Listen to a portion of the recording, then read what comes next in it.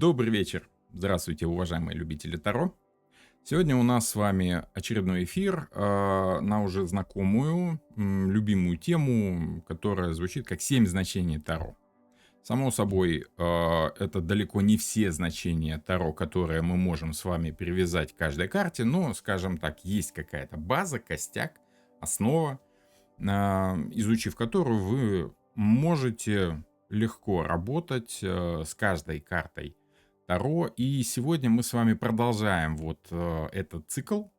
Мы с вами уже дошли до пятерок. На прошлой лекции мы с вами разобрали четверки. Да, если что, ссылочка на весь цикл есть в описании к этому видео. Там тройки, двойки, тузы и все старшие арканы. Сегодня у нас пятерки. И все пятерки у нас с вами объединены одной темой.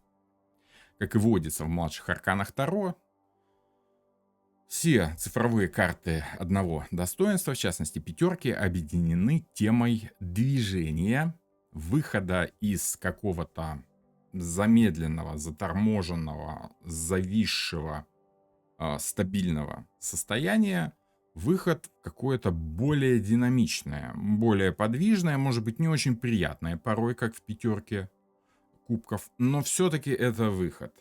Пятерки все говорят о том, что надо двигаться, что пора идти вперед, пора побеждать, пора выходить из той самой зоны комфорта, можно и так сказать. Да? И вот сегодня мы поговорим с вами по каждой из этих пятерок. Начнем, как водится, с пентаклей. Ну, а пока для тех, кто первый раз на этом канале, позвольте представиться. Меня зовут Пан Роман. Я живу в Норвегии и интересуюсь картами Таро, начиная с конца 90-х. Уже более 14 лет я работаю с людьми профессионально, я помогаю им разобраться в своих проблемах, я таролог. И около 5 лет, как я преподаю карты Таро, потому как знаю их очень хорошо, опыт у меня есть. Преподавать я умею, так как педагогическое образование тоже у меня имеется, и, соответственным образом, я делюсь с вами всей той информацией, которая у меня накопилась за все эти годы по поводу системы карт Таро. Не просто там какие-то значения, а вот система, которая проверена на опыте. Так что подписывайтесь на канал, если вы первый раз здесь еще не подписаны. Я уверен, что вы не пожалеете об этом. У нас есть телеграм-канал, привязанный к этому каналу, и там есть ссылочки на видео и прочее интересное общение в комментариях. Соответственным образом, если у вас есть какие-то вопросы, прошу вас не стесняться задавать их в комментариях. Я обязательно читаю каждый. Я думаю, что это заметно. Если вы пролистаете комментарии, вы заметите, что я действительно читаю каждый. Это можно понять. Давайте вернемся к нашим пятеркам, да, и соответственным образом. Как я уже сказал, все пятерки у нас с вами говорят о некоем выходе из того, что нас удерживало в четверках. Если вы помните прошлую лекцию, прошлый эфир, четверки говорят о базисе, о стабильности, о том, что позволяет нам сохранить что-то такое, что дает нам чувство уверенности в текущем моменте. По четверке пентаклей, допустим, мы боялись потерять эту стабильность. А по пятерке мы эту стабильность все-таки потеряли. И карта, конечно, у нас с вами нарисована в мрачных тонах. Артур Эдвард Уэйт и Памела Колман Смит постарались, конечно. Немножечко, скажем так, как я люблю говорить, немножечко нагнетают черный борщ в этой карте, да. Карта выглядит мрачной, карта выглядит болезненной. Люди, которые у нас с вами изображены на карте, идут, как говорится, в ночь холодную без шапки. И, соответственным образом, карта обычно звучит как беды, горести, болезни, беда и все такое прочее нехорошее. Но это очень общее ощущение. Давайте посмотрим, какие 7 значений позволяют нам найти что-то общее во всех этих значениях и, соответственным образом, понять смысл карты, с которым уже нам потом можно будет работать. Во-первых, да, это действительно материальные трудности, так как визуал у нас с вами очень часто работает, скажем так, в таких так называемых цыганских значениях, да, то есть визуальных, да, мы с вами что видим, о том и поем. Люди бедные, оборванные, босые, голые, там еще и болезни у них там целый набор. Поэтому, да, это те материальные трудности, которые может испытывать человек в какой-то момент своей жизни. То есть мы тут с вами видим людей, которые испытывают материальные трудности. Если же речь идет о более общих каких-то значениях, то это не только и не столько эти трудности, сколько тот момент, когда человек боится их физического воплощения. То есть это страх какой-то болезни, либо страх какой-то бедности. Пятерки все говорят о движении, о переходе и, соответственным образом, об изменении какого-то стабильного состояния по четверкам. А стабильное состояние по четверке пентаклей — это то здоровье физическое, которое у вас имеется в базе, в основе. В пятерках движение вперед позволяет нам понять, что мы меняемся, мы меняем наше физическое состояние, мы каким-то образом меняемся. Если мы много ходим, мы худеем. Если мы много сидим, мы начинаем набирать вес. И определенным образом мы понимаем, что ситуация физическая, материальная меняется. Мы начинаем бояться этих самых изменений. Почему? Потому что изменения, как правило, приносят страх человеку, потому что будущее-то у нас с вами неизвестно, а неизвестное всегда пугает. Это, скажем так, если вы спросите у любого психолога, он вам это подтвердит. С другой стороны, пятерка пентаклей очень часто говорит об одиночестве и отсутствии помощи. И если бы тут у нас с вами была помощь, она была бы оказана. Человек проходит мимо того места, где ему могут оказать помощь. Он проходит мимо витражного окна, которое обычно устанавливается в храмах, в церквях, в костелах, в кирках. И человек игнорирует вот ту положительную сторону изменения жизни, которая может ему помочь. Он думает, что лучше справиться самому, что вписываться в какие-то материальные трудности другим людям не захочется даже, чтобы ему помочь. Поэтому, скорее, эта карта одна из самых громких, которая говорит о отсутствии помощи. О бедности, о боязни заболеть, о мысли о том, что, ну, конечно, никто же мне не поможет, потому что я вот такой бедный и несчастный. Более того, я такой бедный и несчастный именно потому, что мне никто не хочет помогать. То есть как бы такой снежный ком, который накручивает сам себя и, соответственным образом, скатывается все ниже и ниже вот в эту бедность, в этот порог. Однако есть и положительные стороны в этой карте. Ну, вы же знаете, что карты Таро не говорят об исключительно негативе, либо об исключительно позитиве. Да? Каждая карта Таро — это какое-то абстрактное понятие, которое выражается в какой-то материальной форме в виде рисунка на карте Таро и, соответственным образом, может быть воспринято нами как положительно, так и отрицательно. Это как дождь, да, он может идти, может нас радовать, если мы собираемся пойти за грибами, да, после летнего дождика хорошо растут грибы. Но этот же дождь может нас расстроить, если мы вместо того, чтобы пойти за грибами, собираемся пойти там на речку, на озеро, искупаться, позагорать, да, то есть тот же самый дождь выступает либо в негативе, либо в позитиве, в зависимости от вашей ситуации. Соответственно, пятерка пентаклей тоже может звучать позитивно. Как же она может звучать позитивно, спросите вы, если тут такое вот мрак, тлен и безысходность нарисованы. А это и есть тот самый выход из зоны комфорта. Только, скажем так, сгущенные краски, да, слишком ярко демонстрируют вот тот негатив, который вы испытываете, когда вы выходите из теплого, уютного, привычного комфорта во что-то такое вот непривычное.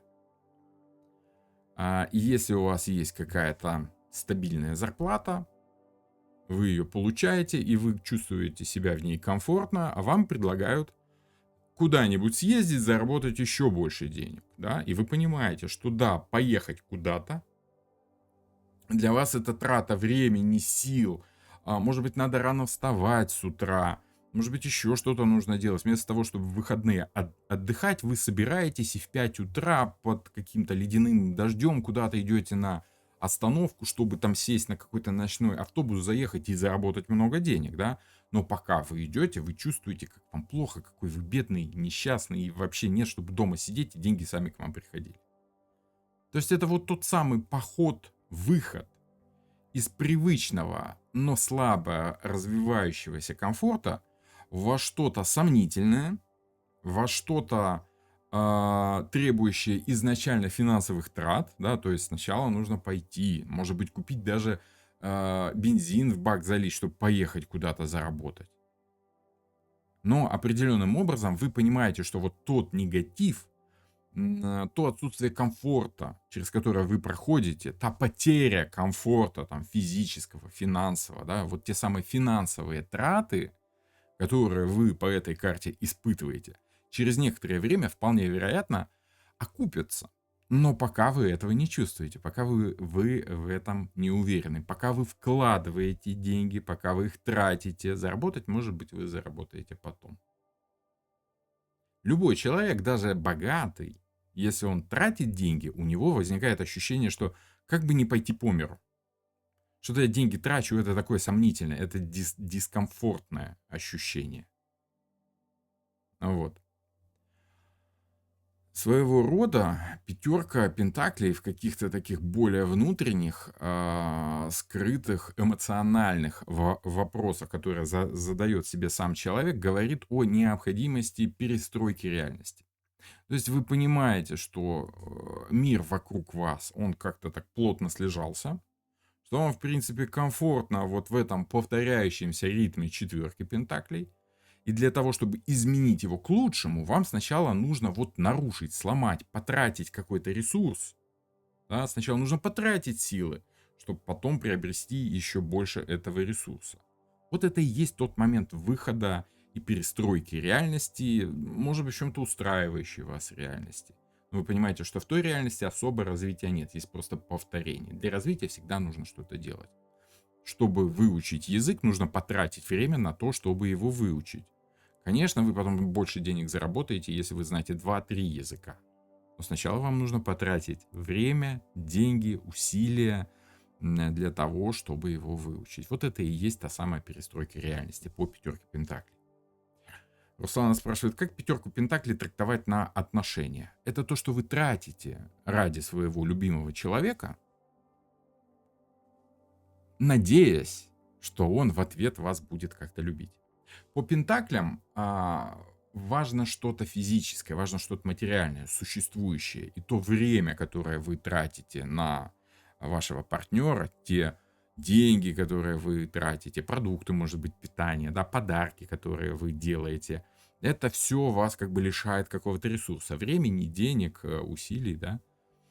Но вы надеетесь, что в ответ вас тоже будут так же любить, тоже засыпать подарками, тоже целовать, носить на руках и там прочее, прочее.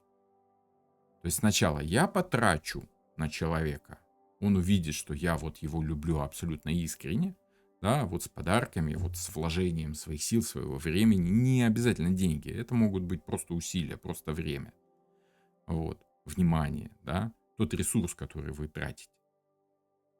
Это как вложение, да, вы как будто бы вкладываете монетку в сомнительное предприятие, надеясь, что акции вырастут, и вы эту монетку окупите, вернете еще и с прибылью. Но сначала ее нужно потратить, эту монетку. Вот такие дела. Тот Гермес, добро пожаловать на уровень спонсорства, угостить кофе. Спасибо большое, я как раз вот кофеек пью. Спасибо за поддержку канала. Добрый вечер, здравствуйте. Кстати, должен сказать спасибо всем спонсорам, всем тем, кто поддерживает канал спонсорской подпиской. Благодарю вас от лица всех зрителей и от тех, кто не имеет такой возможности. Сейчас вы помогаете канал поддерживать на плаву. Это на самом деле серьезно, это на самом деле очень помогает, и я испытываю огромное чувство благодарности ко всем спонсорам. Ну, заодно от лица всех подписчиков передаю вам их благодарность тоже. Давайте продолжать. Так, ну что у нас? Елена пишет: позавчера, как карта дня, отыгралась приветом в глаз осколком от тарелочки. Оказалась травмоопасность. Ну вот тоже и травмоопасность, да, болезни, изменение какого-то физического состояния и потеря какая-то. То есть у вас вот разбилась тарелка, да, вроде бы мелко кажется, а все равно уход какого-то ресурса. Как трактовать пятерку пентаклей на действие человека? Ну вот, как я сказал.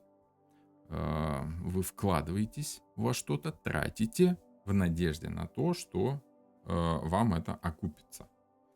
Положительное значение, вот, ну, скажем так, тяготы и лишения закаляют человека, да, и те усилия, которые вы тратите на то, чтобы преодолеть сложности, да, вас закаляют, вам помогают стать сильнее, вам помогают потом окупить и заработать все ваши траты.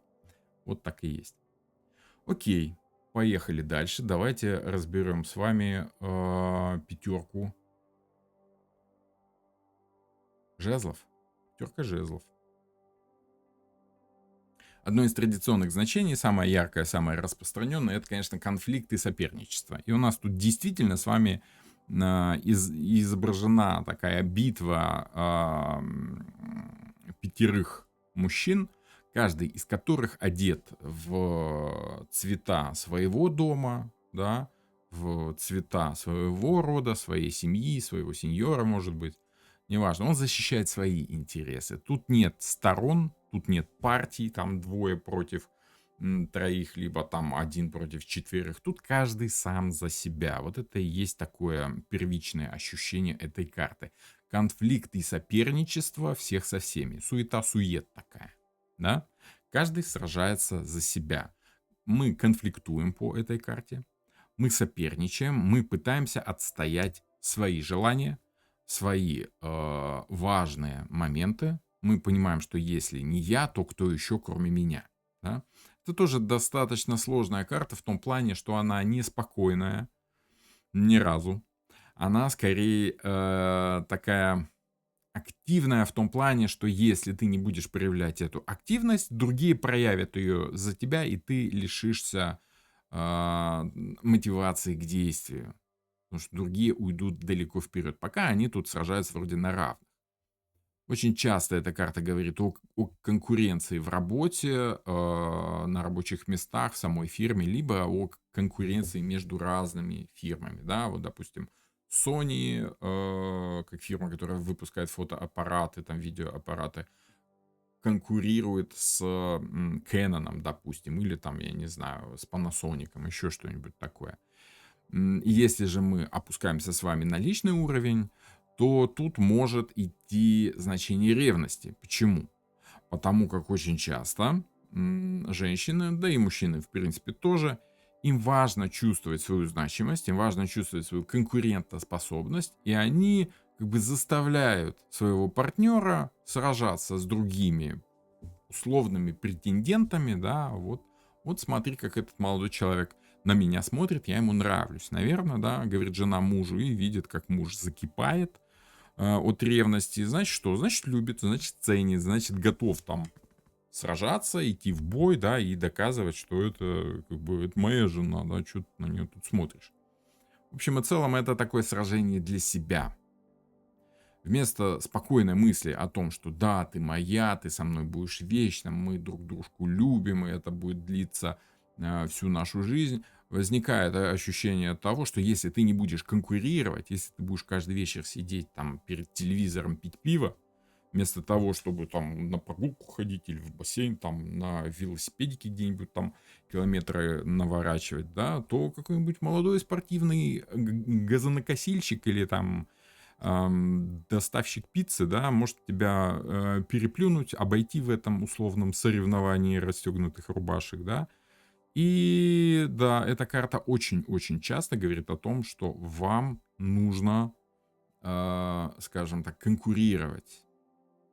Карта может намекать на то, что вам надо задуматься об этом.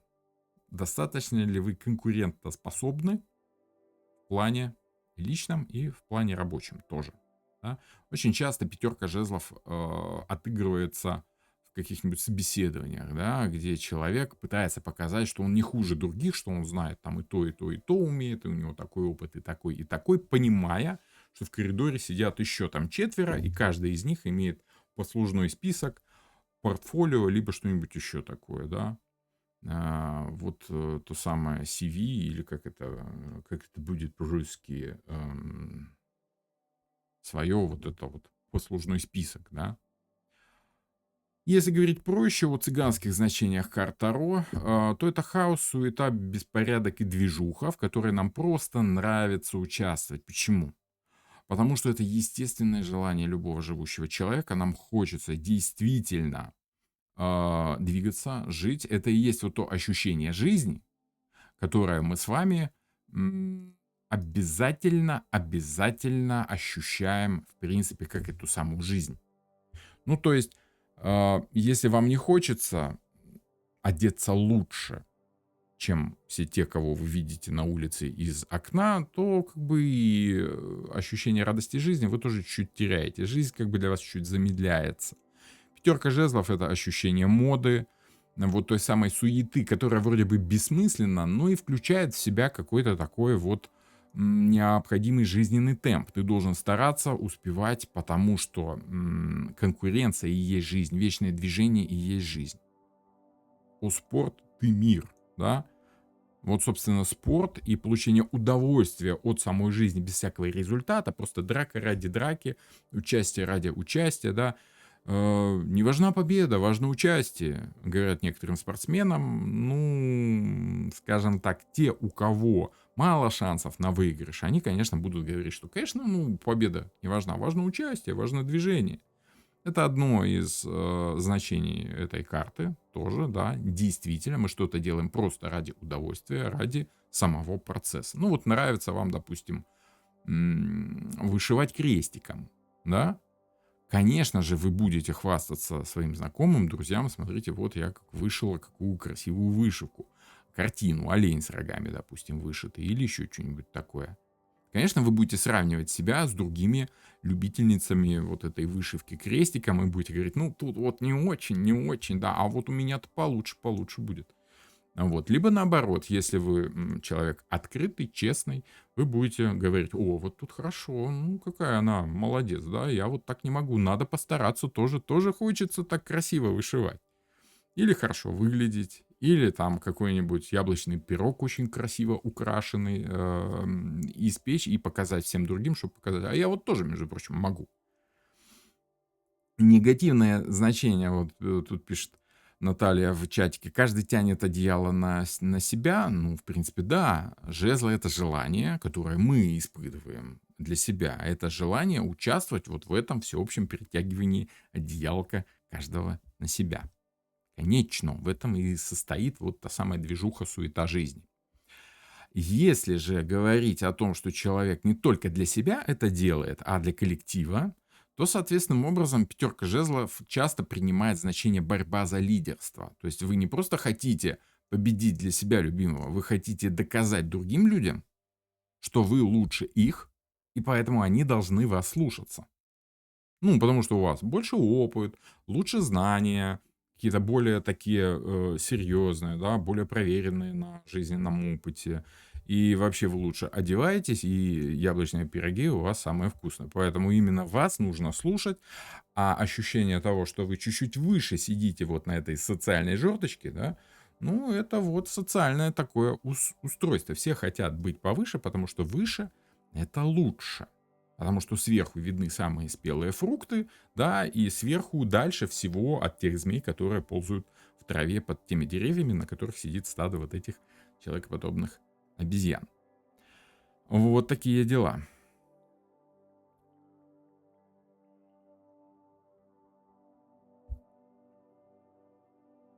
Мария спрашивает, только у меня тихо слышно? Ну, я по своим приборам вижу, что вроде бы должно быть хорошо слышно у всех.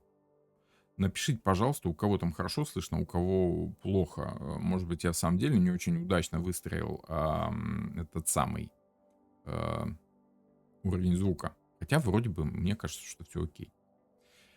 Следующее значение — это может быть борьба за лидерство. Ну, об этом я уже говорил. Если же речь идет не об участии человека в каком-то социальном явлении, да, в каком-то соцсоревновании, в перетягивании одеялка, да, на себя любимого, если речь идет о каких-то внутренних процессах, которые переживает человек в какой-то момент своей жизни, то тут мы с вами можем говорить, что это, скажем так, визуализация вот тех самых желаний человека, которые борются в нем самом. И он чувствует вот эти противоречивые желания. Одно желание тянет его в спортзал на беговую дорожку, потому что хочется быть подтянутым, красивым и вообще сексуально привлекательным и всячески такое вот, да, хотя бы для себя, да. Хотя, конечно, ну как можно быть сексуально привлекательным только для себя?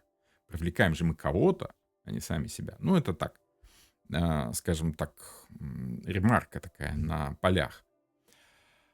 Противоречивые желания возникают у нас по пятерке жезлов, когда нам хочется одновременно и похудеть, и скушать пироженку. Потому что пироженку скушать — это тоже хорошо. Себя же надо любить. Я же такой молодец, хорошо поработал, рано встал, поехал на работу, сделал там двойную норму за день, заработал все деньги мира, спас всех котят, всех старушек через улицу перевел. Да, вот я какой молодец. Конечно же, я заслуживаю маленькую вкусненькую пироженку. Но возникает вопрос, ты чего больше хочешь, пироженку или похудеть? И вот когда у вас внутри вот эти противоречивые желания борются сами с собой, да, это и составляет движение наших желаний. Это и есть вот эта самая пятерка жезлов, только уже теперь не на социальном уровне, не на каком-то общественном, не на интимном, а вот на личном, глубинном, саморазвивающемся, скажем так, уровне. И если вы понимаете, что вот эта борьба, она является результатом проявления ваших желаний, то значит желания перестали ходить по кругу, и вам начинает хотеться чего-то нового. И вы не можете понять, вы не можете выбрать, какое из желаний более правильное. Сделать вот это, либо сделать вот это. И для того, чтобы понять, какое желание приведет вас к чему-то хорошему, вы должны выйти из этого застоя, попробовать начать двигаться, делать, включать какие-то перемены. Вместо того, чтобы все время кушать пироженки, сходить все-таки в зал. Либо наоборот, вместо того, чтобы ходить все время в зал и мучить себя, как это, отварной гречкой и курогрудью с утра, да, и кефирчиком по вечерам, надо попробовать все-таки что-нибудь еще. Потому что, как говорила Фаина Раневская, можно, конечно, жить без алкоголя, без сигарет и прочих жизненных удовольствий, но рожа будет тогда очень грустная, очень скучная, да, ну, может быть, я не очень точно цитирую, но смысл в том, что надо чувствовать радости жизни. Жизнь-то как раз и состоит в том, чтобы противоречивые желания в тебе боролись, и временами побеждало одно, потом побеждало другое, потом третье, четвертое. Вот эти постоянные изменения, постоянное появление чего-то нового, конкуренция желаний внутри вас и ведут вас к выходу из какого-то морального застоя, из какого-то ощущения того, что я ничего не хочу, одно и то же, какое-то эмоциональное выгорание, отсутствие желания жить дальше, потому что у тебя нет ничего нового, и тебе ничего не хочется. По пятерке жезлов, скорее всего, человеку хочется чего-то новенького, и он пытается понять, чего именно. Вот как-то так. Говорят, что из депрессии, да, из постоянно вот закольцованного отсутствия желаний, очень хорошо помогает выйти движение, очень хорошо помогает выйти физкультура, спорт, да, какие-то физические нагрузки, то есть просто ради движухи, ради движения. Потому что жизнь и есть постоянно борющиеся между собой желания. И они очень помогают прочувствовать, куда там дальше по этой жизни стоит двигаться. Следующая карта у нас с вами пятерка мечей. Вот. Вот Мария пишет, прошу прощения, это у меня динамик крякнул, пятерка пентаклей. Да, пятерка пентаклей — это финансовые траты, да. Это если вы хотите, чтобы у вас дальше все было хорошо, да, нужно покупать новый динамик. Ну, или там новый компьютер, или новый телефон, в зависимости от того, с какого устройства вы там смотрите. по пятерке жезлов, кстати, нам хочется купить новый iPhone, потому что все другие ходят и там хвастаются этими новыми айфонами, и вам не хочется отставать, вам хочется быть так же, как и все другие, тоже хочется купить новый iPhone, потому что старый по четверке жезлов, он уже слишком надолго у вас задержался. Одно и то же, одно и то же, одно и то же, да? Так что, да, вот это желание все время менять какие-то девайсы на новые, это ощущение жизни. Потому что жизнь — это изменение, а не стабильность. Движение — это жизнь. Пятерка мечей. По пятерке мечей очень часто, ну, во-первых, опять же, выход из равновесия. Почему выход из равновесия у нас идет по пятерке мечей? А вы вспомните предыдущую карту. Предыдущая карта у нас какая? Предыдущая карта у нас с вами четверка мечей. А в четверке мечей есть как раз вот эта стабильность, закольцованность действий и какая-то такая, даже я бы сказал, заспанность. Да? Отсутствие изменений и повторяемость, цикличность, как мантру читаете, одно и то же, одно и то же, одно и то же. А вот по пятерке мечей вы видите человека, который победил своих противников. То есть тут уже не та стабильность сонная, тут уже скорее изменение, движение. Одна сторона перевесила другую, пересилила, превозмогла и пользуется, скажем так, заслуженными результатами этой самой победы. Так что да, по пятерке мечей у нас мы с вами видим уже не тот конфликт, который у нас был в пятерке мечей. Тут скорее мы видим решение этого конфликта, да, вернее финал этого конфликта, когда одна сторона отчетливо победила, да, вот если равновесие было между всеми сторонами, то тут одна сторона перевесила, победила. Вот выход из этого самого равновесия. То есть у вас что-то меняется в жизни. Вы делали одинаково, потом сделали по-другому и чувствуете, что вау, этот способ лучше. Он перевешивает все другие по результативности, поэтому буду делать по-новому. Очень часто одно из цыганских, то есть визуальных значений этой карты — это насмешка, издевка, унижение. Почему? У нас тут главный герой, главное действующее лицо, он тут очень так отчетливо изображен таким ухмыляющимся. Такой рыжеволосый, насмешливый парень, который победил и еще и хвастается этим. Типа вот, смог выбить оружие из рук противника, противник один, второй, там, грустный, плачет, там, собирает слезки, да, уходит, понурив голову, он ему еще и вслед кричит: давай, давай, иди, крути педали, пока не дали, да, то есть негоже, конечно, так себя вести, и Артур Эдвард Уэйт, автор колоды, как английский джентльмен, он прекрасно понимал, что так себя вести нельзя. Негоже английскому джентльмену себя так вести.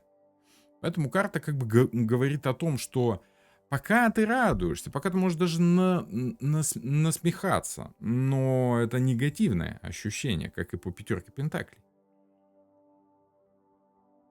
То есть ты победил, но не радуйся раньше времени. Не стоит насмехаться, и тем более издеваться, унижать своего противника, просто потому что это еще не финал, это временная победа. Это только перевес в борьбе одной из сторон. Почему? Потому что два вот этих товарища, да, они, между прочим, не убиты, не повержены. Они на своих двоих уходят, пусть они обезоружены, но если ты их обидишь смертельно, они вернутся с подмогой, там, с братьями старшими, с папой придут, да, и папа тебе может накостылять в ответ. Так что преждевременную радость по этой карте стоит в себе сдерживать. То есть карта вам как бы намекает: ты, конечно, молодец, ты победил, у тебя получилось выйти из какого-то закольцованного круга, да, и перебороть свои проблемы. Но не говори гоп, пока не перепрыгнешь последнюю, потому как у нас только середина цифрового ряда из 10 карт. У нас только самая середина, поэтому это только серединная победа, временная. Одно из полезных, из положительных значений этой карты — это великодушие и прощение. Ну, то есть ты, конечно, если ты лишил оружия своих противников, ты можешь их убить. Ну, потому что у тебя есть такая возможность. У них нет возможности, потому что все оружие у тебя.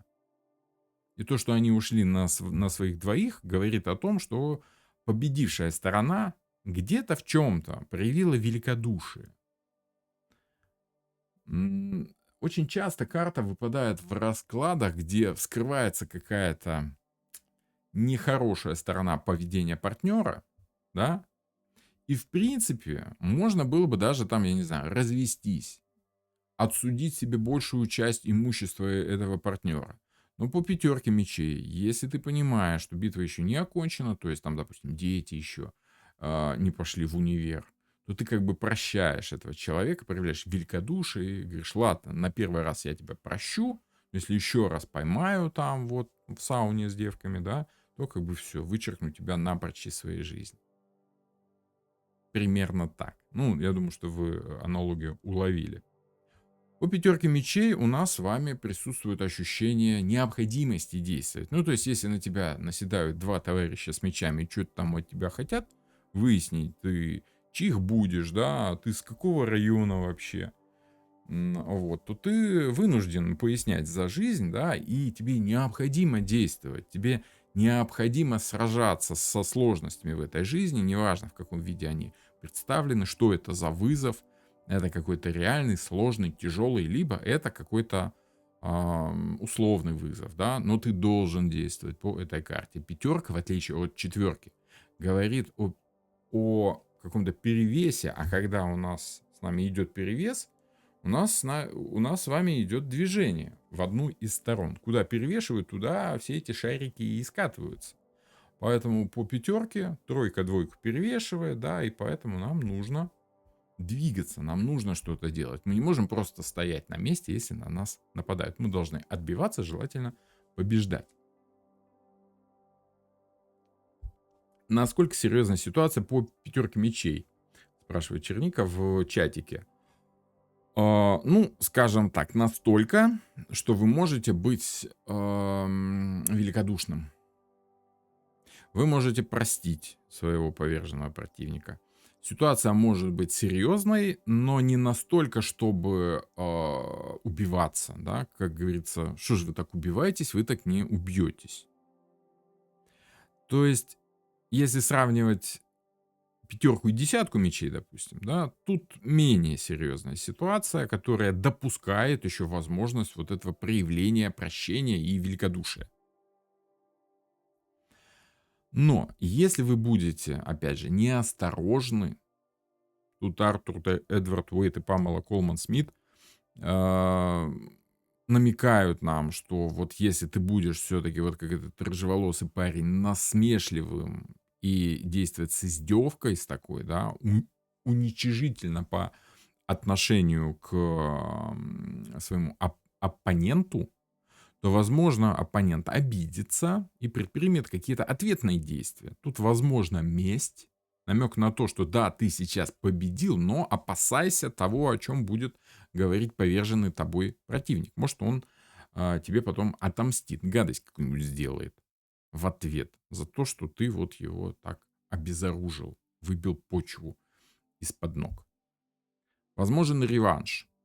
Впрочем, так и с вашей стороны, да, если вы где-то проиграли, если вы где-то чувствуете, что что-то у вас не очень вышло, то пятерка мечей говорит о том, что победа, в принципе, возможна. Реванш, в принципе, допустим. Алексей спрашивает, победа нечестным способом или как? Тут нет указания на нечестность, тут скорее перевес. Ну, ты смог что-то, ты вышел из четверки, из повторяющихся действий, ты совершил что-то неожиданное. Ты вместо повторяемого стабильного действия, ты вышел из этой зоны комфорта для твоего противника, сделал неожиданный финт, непривычный. Еще раз, пятерка — это выход из чего-то привычного, знакомого. Выход — это всегда какие-то новые действия. Тебе нужно действовать по-новому, чтобы обмануть противника, который уже изучил все способы твоего действия.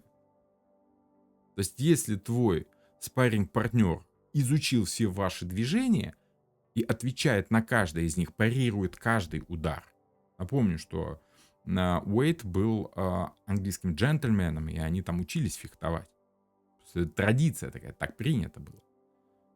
И для того, чтобы победить твоего привычного спарринг-партнера, а привычный — это четверка, да, ты должен был провести какой-то внезапный новый финт ушами, выйти из зоны комфорта вашего партнера, да, и внезапно нанести новый выход, перевесить победу в свою сторону.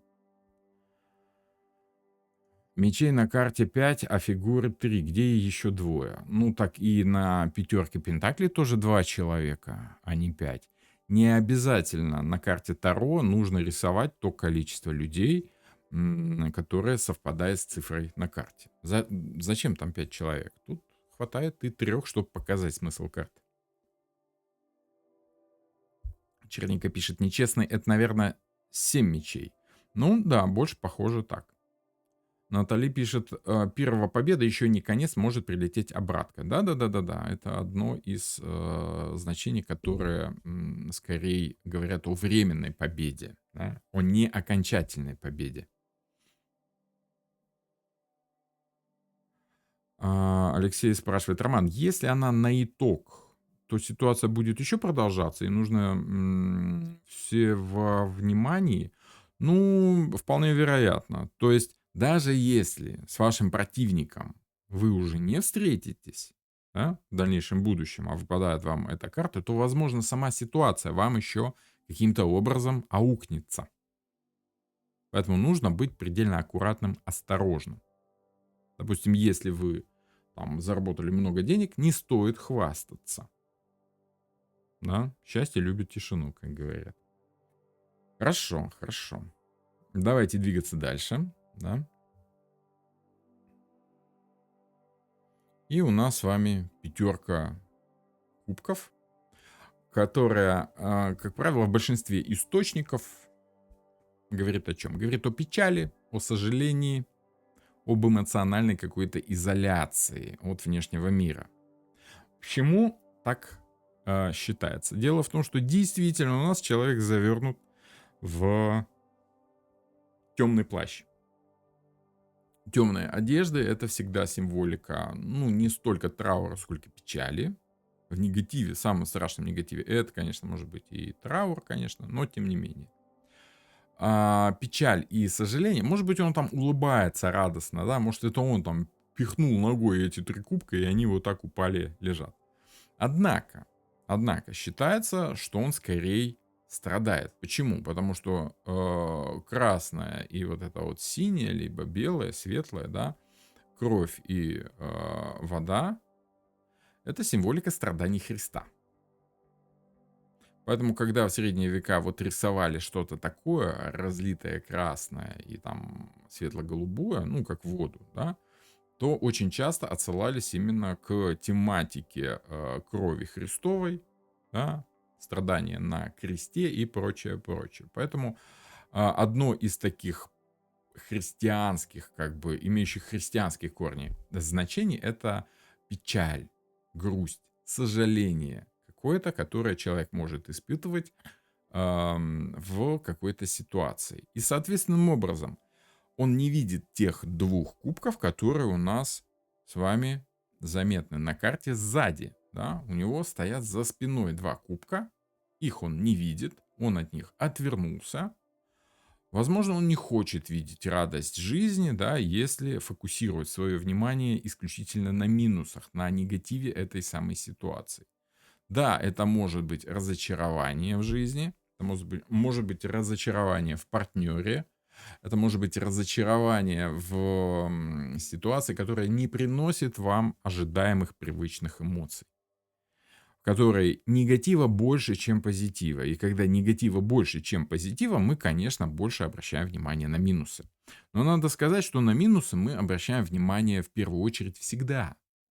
Потому что это одно из свойств человека, одно из качеств человеческой психики. Когда мы видим что-то хорошее и что-то плохое, подсознательно мы обращаем внимание на что-то плохое, опасное и неправильное. Почему? Потому что это своеобразный механизм самозащиты такой. Да? Если бы наш предок, там, обезьяний какой-то предок, да, больше бы обращал внимание на что-то хорошее в жизни, он бы эту жизнь закончил бы очень быстро. Потому что между тем выбором, который стоит в жизни у него, да, там смотреть на ярко-красное спелое яблоко, либо на какую-то змею, если он будет смотреть на змею, он успеет вовремя среагировать и убежать. А если он будет смотреть на яблоко, на что-то хорошее, вместо того, чтобы смотреть на минус этой жизни, то минус этой жизни может как бы его больно укусить за пятку. И жизнь этой несчастной обезьяны закончится особо и не начавшись, и как бы потомство эта обезьяна у нас с вами не принесет. И, соответственно, мы все с вами потомки осторожных обезьян, которые смотрели на минусы в первую очередь. Вместо того, чтобы пялиться на спелое яблоко или банан, мы там прислушивались к какому-то странному хрусту в кустах. А вдруг там саблезубый барсук на нас сейчас накинется? И вот если действительно там какой-нибудь саблезубый барсук, то как бы мы выживали с вами. Соответственным образом человеку свойственно видеть негатив во всем. Если вам подарили новый iPhone, а на задней крышке там такая царапина, она как бы на аэродинамические свойства этого айфона не влияет никак. Но уже не то.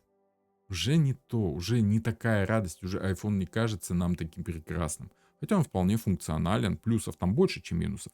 Но мы обращаем внимание на минусы. Мы эмоционально изолируемся от плюсов этой жизни. Карта нас предупреждает. Чувак, у тебя не все так плохо. Смотри, вот тут вот еще хорошо, вот тут хорошо и вот тут. Нет, мы упарываемся, смотрим на эти минусы и, соответственным образом, мы не видим радости жизни. Мы разочаровываемся в той ситуации, которая может быть не так уж и плоха. Одно из основных значений этой карты — это фокус на негативе, дисбаланс эмоций, выход из какого-то привычного темпа эмоций во что-то другое.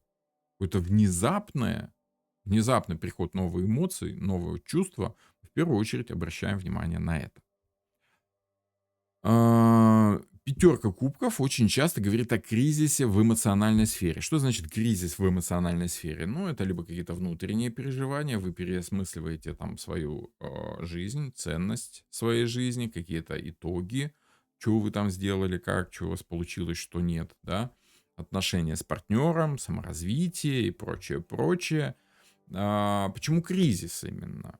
Потому что река очень часто говорит о том, что вам необходимо перебраться из одного мира в другой. Тематика реки, и тем более мост, вот этот вот переход из одного состояния в другое, изменение, трансформация вашей жизни под влиянием негатива какого-то вашей жизни.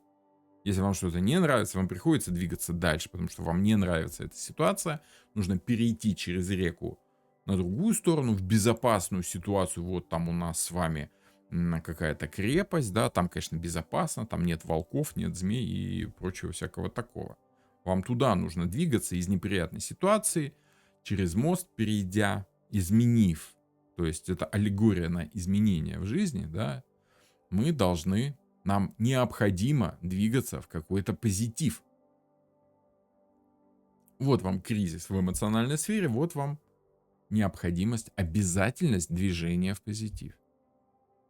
Проще говоря, если выпадает эта карта как совет, то не надо так убиваться, вы так не убьетесь. Идите туда, где хорошо.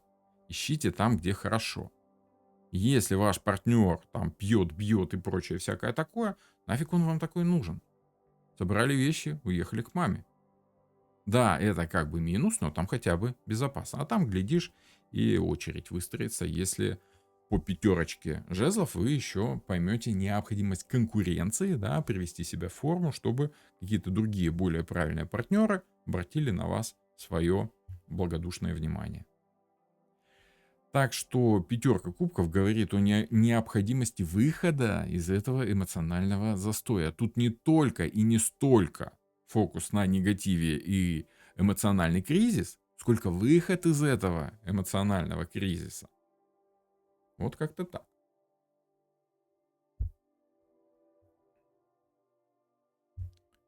В общем и целом примерно так. Так что да, печально, но не все так плохо. Нет худа без добра. Что же вы так убиваетесь, вы так не убьетесь, да, и идите дальше туда, может там убьетесь, да. То есть, может, там будет интересней.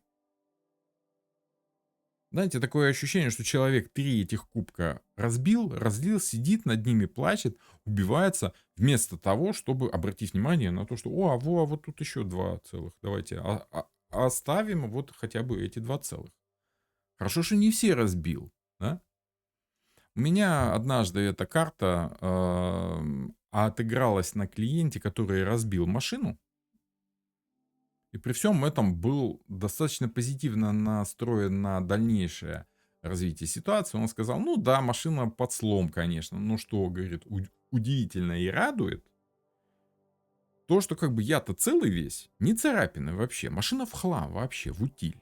Говорит, а на мне ни синяка. Отработала подушка безопасности, ремень безопасности очень советую, рекомендую. Прям, говорит, я рад, что жив остался. Хрен с ней с машиной. Извините мой французский. Вот это 5 пентаклей, кубков. С одной стороны, вроде бы, да, грустненько, с другой стороны, так хорошо, что жив остался. Добрый вечер с Ливана. Ух ты, ничего себе, из Ливана даже смотрят. Леда спрашивает, а как насчет значения «выстрелил себе в ногу»? Только себе навредить победой. Это про 5 мечей? Ну, нет. Победа все-таки победа. Важно воспользоваться победой. Не обязательно каждая ваша победа — это выстрел в ногу. По 5 мечей я такого значения не вижу. По крайней мере, у меня за 14 лет работы, за 15 уже скоро будет, за 15 лет работы с клиентами у меня такого не было. Вот такие у нас с вами 7 значений Таро. В частности, 5. Ставьте лайк. Я надеюсь, я это заслужил. Канал этого точно заслуживает. Подписывайтесь. Ну и продолжим давайте с вами. Да, следующая тема у нас с вами это... мы разберем с вами расклад. Вернется ли долг? Да? Вернут ли деньги, которые вам должны? Маленькую паузу только сделаем и продолжим. Так, хорошо.